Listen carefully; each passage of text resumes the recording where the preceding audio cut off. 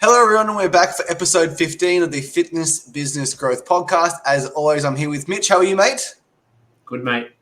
Today, we're going to talk about a very, very important topic near and dear to both our hearts. We learnt this in 2012 and we'll never forget it. Stop selling your facility. Let's cue the intro.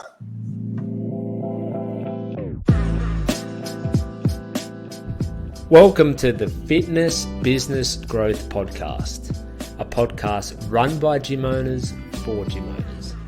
My name is Mitch, and along with Jamie, we are your hosts, and we will be discussing all the important things that you need to run a successful fitness business.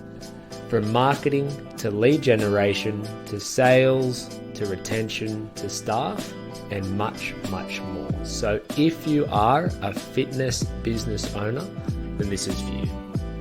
We hope you enjoy the following episode, and we will speak with you soon. And we're back, mate. Here we are. Another intro down. I'm no longer nervous about the intro. I was having a good chat with a friend today, and I said to him, and it's true. There's three things people think they're good at, mate. Three things. Making intros? Beer pong. Seriously, beer pong. People think they're really great at ping pong and pool, and they think they're really great at sales until they come across a person who's actually good at one of those things. Yeah, I guess when you're not really comparing yourself to anyone, you can be great at anything. Absolutely. And today's topic, mate, is very, very important. It is, I think, one of the most important things to learn when it comes to sales, which is, and it's so counterintuitive, like stop selling your equipment. Stop talking about all the fancy shit that you have in your gym. Do you want to just start off, mate? No real structure today. We're just riffing and raffing, going back and forth. Yeah, so I think this probably stems from maybe back in like the early 2010s or late 2000s when there was nothing but your big box, beautiful gyms, your Fitness Firsts. And you're right, not even 24/7 gyms at that point. It was more just the really big gyms that had thousands of members and loads of equipment and whatever else. Fitness First was the main one, but there was a couple of other ones too. And I worked in one of those gyms, as did you. I worked at Fit and Fast. You were at Fitness First, and that was my first sales job in the fitness industry. And we were actually taught to sell the facility. And it was a beautiful facility. There was like 50 or 60 pieces of cardio equipment. It was all huge facility. It was cleaned twice a day. All the equipment was pretty much brand new and well taken care of. And we were taught during our training that we sell the facility. You do your tour. You show them the equipment. You show them the state-of-the-art treadmills. You show them the new dumbbells and the new cable crossover and then the group fitness room with all the spin bikes and everything that comes with it. But times have changed. And especially for people who we are working with and for us as well, we don't have these huge, $10 million worth, 10 million, gyms that are worth that much money. So we have to look at other ways to be able to sell our business and sell our services without having to rely on our state-of-the-art equipment and beautiful facilities. But I think it started then. And then over time, as the industry got a lot more competitive and a lot more saturated, it's just had to veer away from that because now all of those gyms are big and beautiful, but there's no point of difference there. The most elegant way I've ever heard it put, mate, was in 2012 from an early mentor. His name was Andre. And he said, Jamie, if your mum walked into this gym, this was a beautiful world gym, what does she see? I'm like, Andre, she sees the Life Fitness cable crossover. And I started naming all the pieces of equipment, thinking, I know my stuff. He's like, Jamie, your mum doesn't see shit. She just sees stuff. She doesn't care what this stuff does. She doesn't care what brand it is. All your mum cares about is losing weight. And that is the truth. And there's a common thing in sales saying you don't want to sell the feature, you want to sell the benefit. And for example, like we have this state-of-the-art treadmill, which can get inclined, it's got a fan, it's got Netflix. That's the feature. The benefit is so that you can be more consistent with your exercise so you can lose weight. And even that style of selling, I think, is pretty shit. But the majority of people, all they talk about is the feature. We had this treadmill, we had this dumbbell, we had this row, we had this cardio, whatever the case may be. And if you are playing the game of pretending like you have the nicest facility in your location, you don't. You are not selling your facility. You're not selling the aircon. You're not selling the showers. You're not selling the 5-star equipment. You are selling the result. And it's so often missed on gym owners and especially online trainers. There's 2 other examples that I've heard, which are really good ways to think of it. Dentists don't sell the braces; they sell the smile. So imagine if a dentist had to talk about, okay, we're going to get in and we're going to have to put you had braces back in the day. You're going to have to get on. I don't know the exact process, but I have heard from just about everyone who's had them. It's quite an unpleasant process, and your teeth hurt, and your gums hurt, and your jaw hurts, and obviously it's not a very nice experience. But at the end of it, nice straight teeth and good smile. And then the other one is when you think about travel. If you've got someone trying to sell you or promote a trip to Europe from Australia, they're not selling the plane ride. They're selling the destination, because that plane ride is bloody awful, to say the worst. I went to Perth to watch Alex Volkanovski walk down to fight Islam Makhachev. And what no one saw on my Instagram, because it's not cool, was their 3-hour red-eye flight home, which was one of the worst experiences of my life. And if a salesperson sat down, hey, Jamie, Sunday morning, you have a great experience at the UFC. However, you're going to be tired for the next 5 days. That probably would have changed my opinion of how excited I actually was to go on that. And for gym owners and trainers, fitness business owners, I think there's a bit of a disconnect there, because we are all so in the weeds when it comes to fitness, and it comes to equipment, and it comes to maybe knowing that some of the equipment you have is better than other gyms in town, or whatever it may be. So we actually really get off on the brands and the quality of the equipment. We've got the brand new this, and we've got the CrossFit this and the Rogue this. But like to your point there before about your mum, does your mum care? Does your mum care? And unless, again, there is a very, very, very small percentage of places where the equipment actually does matter, but the vast majority, I'm talking 99+%, it doesn't, because we're training everyday people, and they don't know what Rogue is, let alone know that that's the best quality equipment in CrossFit. They don't know Concept 2 and how that's the state of the art rowers and skiers and bike ergs. It's just not well known. So that makes no reason for you to be talking about that when all they're more worried about, am I going to be able to fucking use that thing? Yeah. And I'm an absolute equipment snob. Any Plus Fitness owners, your equipment shit, I hate it. I go to Anytime Fitness because I love live fitness. I love hammer strength. It's all I've ever used. Any person that has a mild interest in bodybuilding would always choose hammer strength. The same way a CrossFit. Can you imagine, mate, a 5-star, top-of-the-line CrossFit athlete ever using a rower that wasn't Concept 2? They'd laugh at it. They point and laugh at your shit water rower. Yeah. Well, there's a lot of knockoff brands, and I'm sure they are very, very similar, but not gonna find them in any gyms. And obviously, we're not saying that you don't need to buy good quality equipment, because obviously we know that is important. But our point here is saying that this isn't what you should be promoting. At no point should you be discussing the brands of equipment you've got, or giving people a tour and talking about your GHDs, or talking about the new Echo bikes you've got, or whatever it may be, because it just really doesn't matter. And I think for fitness professionals, fitness business owners, gym owners, trainers, we are all so in the know that sometimes we can forget that everyone who walks in your door, the very vast majority of them, aren't going to notice the difference. They're going to be nervous to walk in. They're going to see stuff. They're going to see bikes. They're going to see weights. They're going to see other weird-looking things like kettlebells and slam balls and boxes and skiers. And at the end of the day, they're more concerned about, am I going to be able to use that equipment to help me lose weight or gain muscle or whatever it may be, as opposed to saying, oh, yeah, that's a really great quality brand and this facility is the place for me. And especially when we're talking about group fitness owners, which the majority of our network are. They own group gyms. They're on a group training program.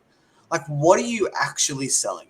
And I'll tell you what you're selling. You're selling the person to get an effective result, which is to improve their fitness, to lose weight, to improve their sleep, to have less stress. You're selling it as enjoyable. So it's something they can actually enjoy for a long period of time, which goes back to consistency again. And more importantly, what we're all selling is just accountability and support. And that is lost on so many people. Like what percentage of our job, Mitch, is keeping our members accountable?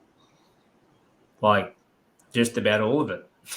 Yeah, because here's the dirty secret for every gym owner here.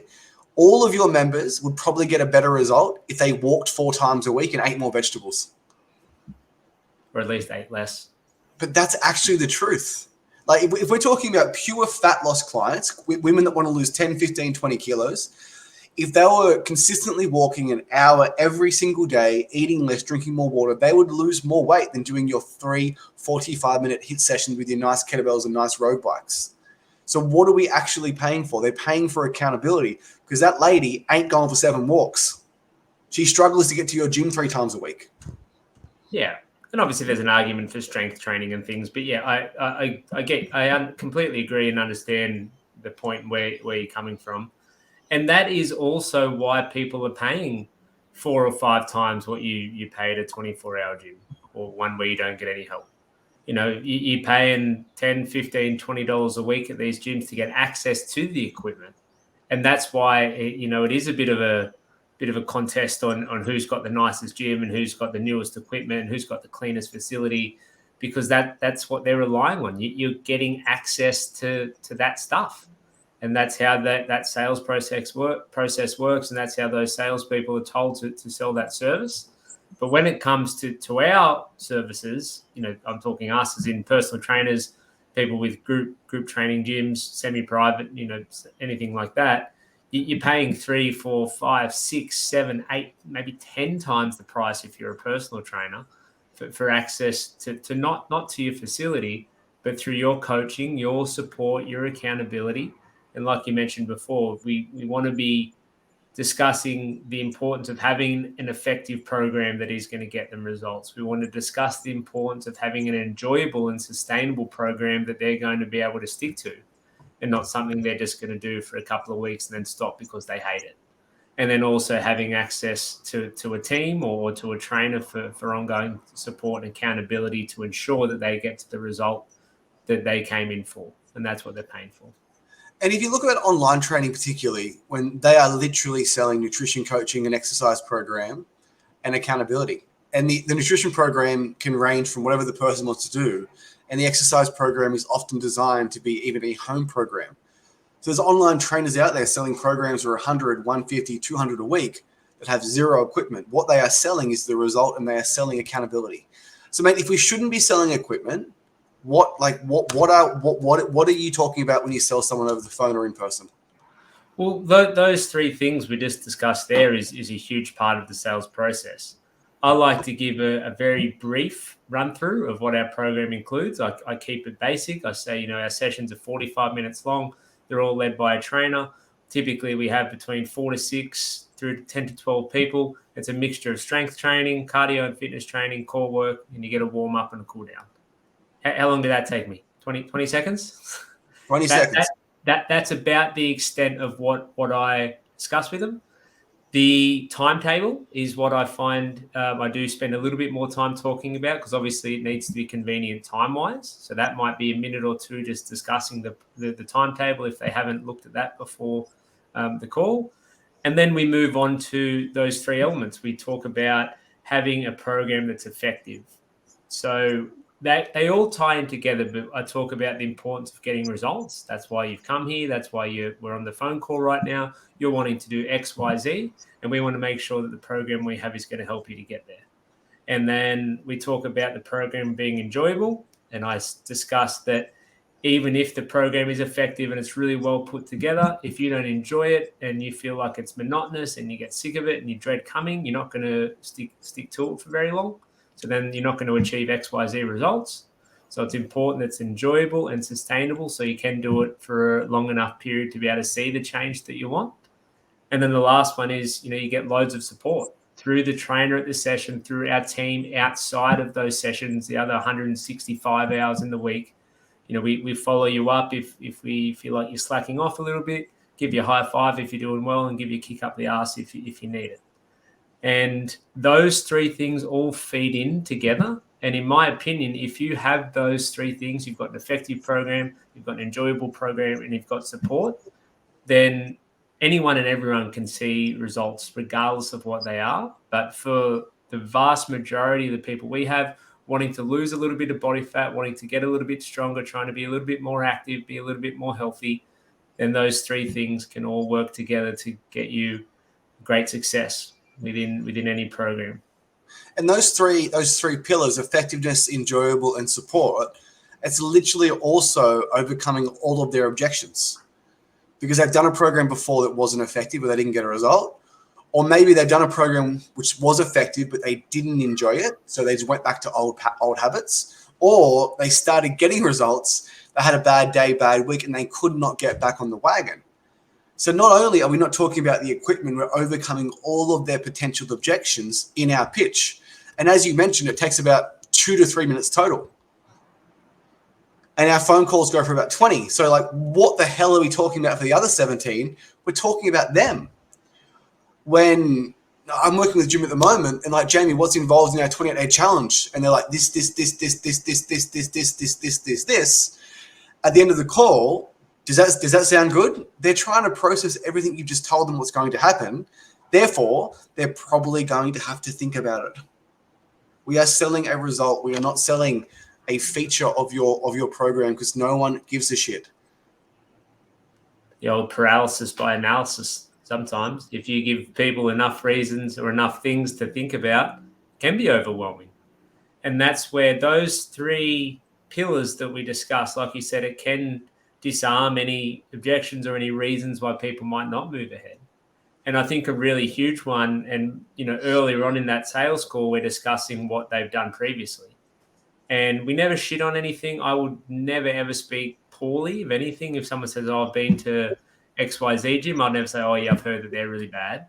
Or if someone says, I've tried this diet, I never will say, oh, that's not a good diet. Like, it's terrible, even though I might be thinking those things.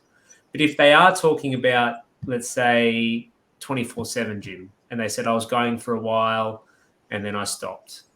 And I say, oh, okay, no problems. And then later on when, we say, oh, we hear that quite a lot. And then when we're talking about the accountability and the support that you receive later on, that's when we can bring reference to that and say, you get the accountability and support from your trainer and from our team. We find that when people are going to 24/7 gyms and they're doing their own thing, that's the one thing they're lacking, which is where a lot of people fall off and aren't consistent with their training. And just like that, you've completely eradicated the thought that they might be able to go back to a 24/7 gym, because they have tried it and failed, and you've been able to work out and label exactly why it didn't work for them and why it can be different this time around. And the same goes for diets as well. How many times have you had the conversation with someone about a keto diet or calorie counting or something, and you can handle it the same way? And the reason why I like effective, enjoyable support and only listing three things, it actually builds intrigue. And when I'm going through 1 and 2, they're like, fuck, what's number 3 going to be? 1 and 2 sound great. They get better as you go too. Yeah. So, Mitch, as we always want to give value, I think I'm actually going to give away a $1 million pitch right now. All right. How are you for a role play, mate? Yep. Keep it quick. No worries at all. So, well, based on what you said, Judy, I do feel as though that what we do in our gym may be able to help you. Is it okay if I run you through what we do in more detail? Sounds good. Cool. So Judy, we work with women over the age of 50 that have struggled with weight loss, just can't get on track. They can't find their mojo. And for you to be successful, we find these 3 core principles are so crucial. It has to be 1, effective, 2, enjoyable, and 3, we must provide you with a ton of support. So we're going to break those down. Judy, when I say your program has to be effective, what I mean by that is you need to see consistent weekly weight loss results. You need to see consistent improvements in energy and ultimately wake up feeling better inside and out. Now, how we do that is to ensure that we see you in the gym 3 times a week. It's fun, it's hot, it's sweaty. You're going to make friends. How does that sound? Yeah, that sounds great. Awesome. And Judy, pillar number 2 is it has to be enjoyable. You mentioned before just, you're at Anytime Fitness and it was a drag, you just did not want to go there. It makes perfect sense. If you do not enjoy what you're doing, it's just a matter of time before you do return to old habits. So we make sure that the exercise that we're doing is something that you actually enjoy, which is at your level of fitness. We take into account your injuries, what you like to eat, your schedule, your family. Because if we can get the balance just right, Judy, of you enjoying it while getting effective results, that's when the magic happens. Yeah, you're right. Absolutely. I just found that before I was just sort of sticking to the treadmill and got a bit bored with it. Yeah, Judy, I don't care how strong your willpower is, at some point it just does get a little bit boring. And Judy, the third core pillar, the most critical of all, it is the key to the castle. It's access to that one-on-one coach for support. So yes, our training is in a small group environment, but for those 28 days, you have your one-on-one coach outside of the gym, keeping you accountable. They're going to help create a nutrition program with you. They're going to make sure that you show up to sessions. They're going to make sure that you book in for sessions. If you miss a session, they're going to say, hey, Judy, where are you? We're pretty much just going to be really annoying for 28 days. We're going to give you a massive high five, word of encouragement when things are going well. And I dare say, Judy, every now and again, just a good old-fashioned kick up the backside. Judy's signing up. Did anything stand out or resonate to you with those three core pillars? Yeah, all of it, I think. You're right about the enjoyability, having being enjoyable, because by the end of my stint at Anytime Fitness, I just wasn't enjoying it. And I really like the sounds of the accountability. If, I feel like I'm really motivated to get going, but if I do have a bit of a, something that does get in the way at some point, it'll be good to have support and accountability. So it all sounds really good. Yeah, and if those three core pillars, effective, enjoyable, support, like our goal really is, Judy, is to help you to create a healthy and sustainable lifestyle. And we want you to think of it as something that becomes like your new normal. And what that means, Judy, is you'll lose those 10 kilos, but more importantly, we'll keep it off for the rest of our life. Do you think that type of structured program could potentially get you to your goal? Yeah, absolutely. And Judy, what makes you say that? Why now?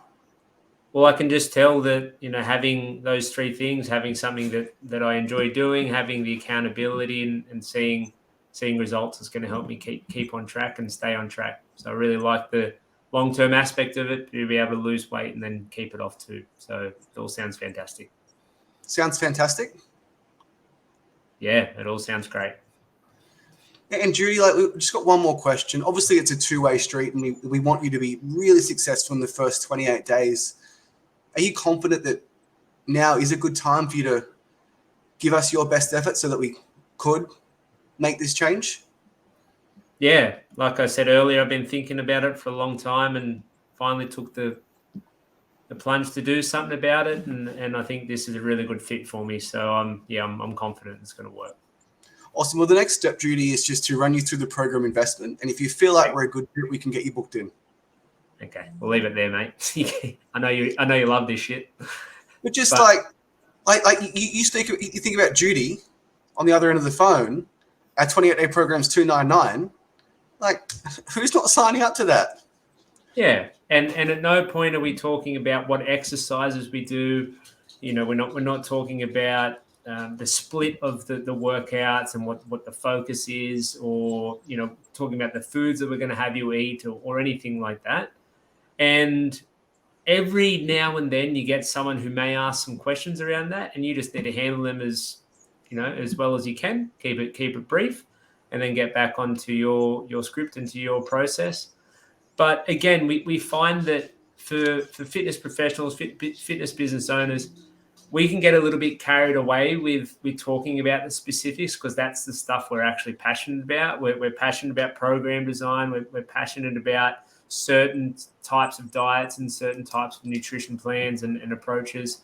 So it is very important to remember just to keep that to the side, because if you're getting carried away and talking about how great kettlebells are and all the different things you can do with kettlebells, it just can go straight over the person's head. And we need to remember that all of these things, all these different types of equipment, all these different approaches to nutrition, all these different program designs, they're simply a vehicle to help people get the result they want. They don't care about the vehicle. They just want to know that you're going to be able to get them to where they want. I have a really good sales mentor mentor, and he said something really powerful once. He goes, if you start dropping too many details, you can actually sell them out of a program. You can literally sell them out of your program.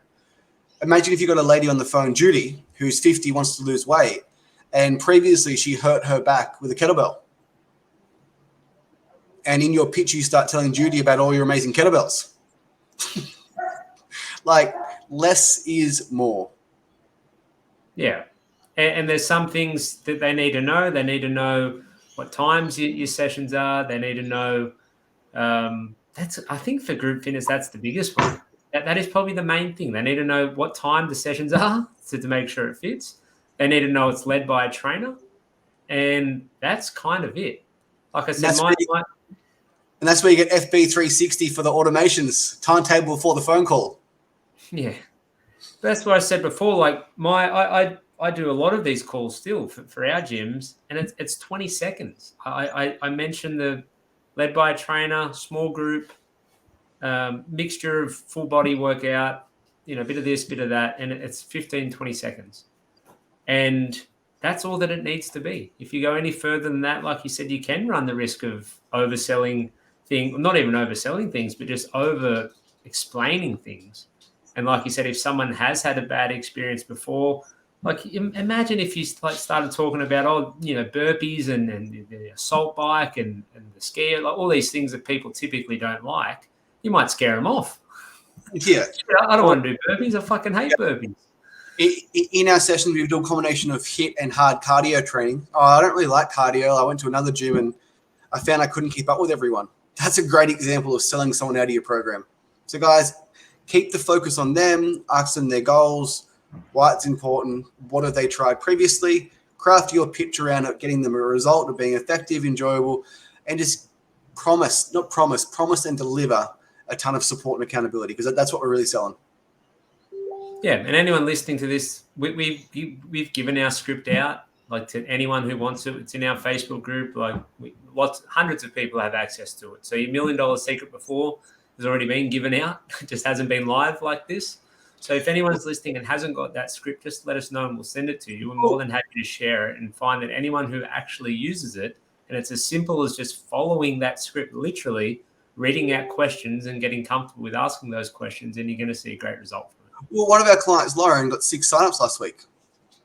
And the message was, I felt really uncomfortable with the script at the start. By the end of the script, I made up my own and I closed 6 people. There you go. It's that simple. So guys, I hope you have a lovely, lovely day. Thanks for listening as always. Less is more. Have a nice night. Thanks, guys. See you next time. All right, bye.